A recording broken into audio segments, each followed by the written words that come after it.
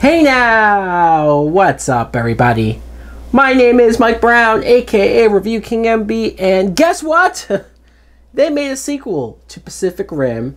It's called Pacific Rim Uprising. I just got back from screening for this movie. It's a 2018 film that is directed by Stephen DeKnight, and the plot is we meet Jake, played by John Boyega, who is the son of Idris Elba's character from the first movie. So he's the son of this war hero, this general that is well loved, well respected, because he helped save the world. He helped lead us into battle and close that portal and stop the kaiju, the monsters, from coming into our world. It's over. 10 years later, you see Jake just trying to find himself. He can't fill his father's shoes. He can't live up to that legacy. But he's forced back into the academy because somebody has reopened this portal and let more kaijus back on Earth. Now, what I thought of Pacific Rim Uprising was I actually had fun with this movie. I did, and I guess I wasn't expecting a whole lot. I wanted this to be good. I wanted this franchise, this series, to be a better, smarter, and more fun version of Transformers. And I know that's just an easy comparison. Realistically, when you break the property down, it's nothing like Transformers. I think John Boyega as Jake is one of the best parts of the movie because he's so charismatic. He's so funny. He's so likable. Unlike Charlie Hunnam in the first movie. If nothing like his Finn character from Star Wars, he's probably just playing himself. Especially because he gets to use his own accent, his British accent. This newer actress, I've never seen her before, Kaylee Spaney? I guess that's how you say her name. She's this young girl who has been living out on her own. She's pretty smart, and she ends up going into the academy, and I liked her.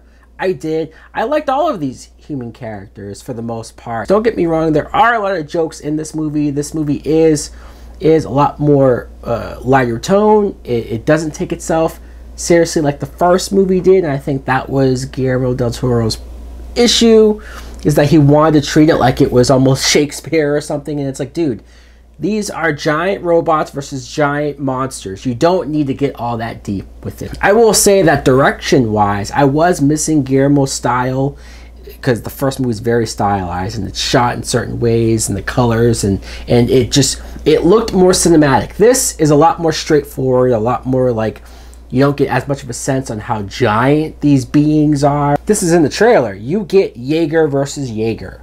And that was actually some of my favorite fighting action scenes in the movie because, yeah, it's cool to see a robot fight a monster, but it's just a monster. It doesn't do any special moves. There's no finesse. But two Jaegers, there's actual technique in their fighting. There's actual moves and strategies that they're both using.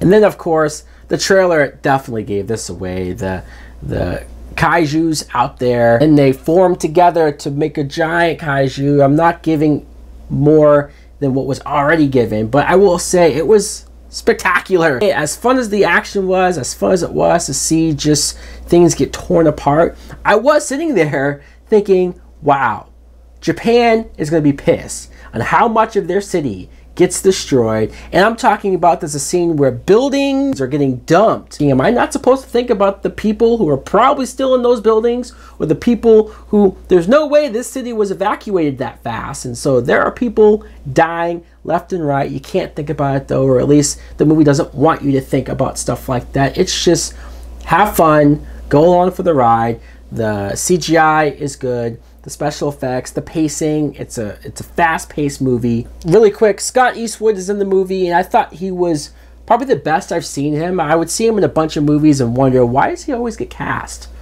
besides his last name? In this movie, I actually did like him. Charlie Day and Bern Gorman are from the first movie, the two scientists, and I guess liked them more than I did in the first movie. They served more of a purpose here. They had important roles to fill. I'm gonna give it a perfect date movie.